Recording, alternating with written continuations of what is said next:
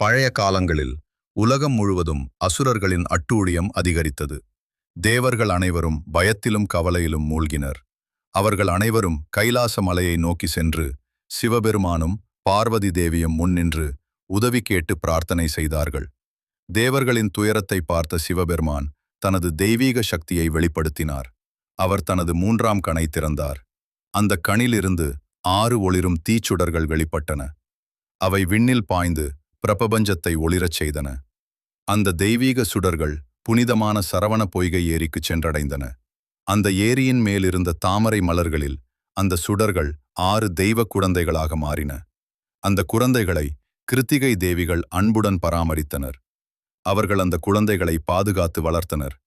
பின்னர் பார்வதி தேவி அந்த 6 குழந்தைகளையும் அணைத்துக் கொண்டாள். அந்த தருணத்தில் அந்த 6 குழந்தைகள் ஒன்றாக இணைந்து 6 முகங்களுடன் ஒளிவீசும் முருகனாக உருவானார். அந்த இளம் முருகனுக்கு பார்வதி தேவி தெய்வீக வேலை வழங்கினாள். அந்த வேல் உலகில் இருக்கும் தீமையை அழிக்க பயன்படும் தெய்வீக ஆயுதமாக இருந்தது. பின்னர் முருகன் தனது மயிலில் ஏறி அசுரரான சூரபத்மனை எதிர்த்து போராடினார். அந்த போரில் தெய்வீக ஒளி இருளை வென்றது.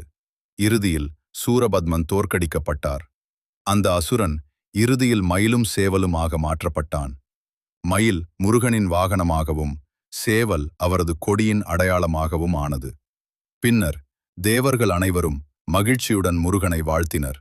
அதன் பிறகு முருகன் தேவயானை தேவியுடன் தெய்வீக திருமணம் செய்து கொண்டார். மற்றொரு பக்கம் பசுமையான மலைகள் சூழ்ந்த காடுகளில் வள்ளி என்று வாழ்ந்து கொண்டிருந்தாள். முருகன் பின்னர் வள்ளிக்கும் தனது தெய்வீக உருவத்தை வெளிப்படுத்தினார். இறுதியில் முருகன் மலைமேல் கோவிலில் இருந்து பக்தர்களுக்கு அருள் வழங்குகிறார். பால் குடங்களும் மலர்களும் கொண்டு பக்தர்கள் மலைப்படிகளை ஏறி வந்து அவரை வணங்குகிறார்கள். அந்த தெய்வீக அருளால் உலகம் முழுவதும் அமைதியும் நன்மையும் நிலைக்கிறது. வெற்றிவேல் முருகன் அரோகரா.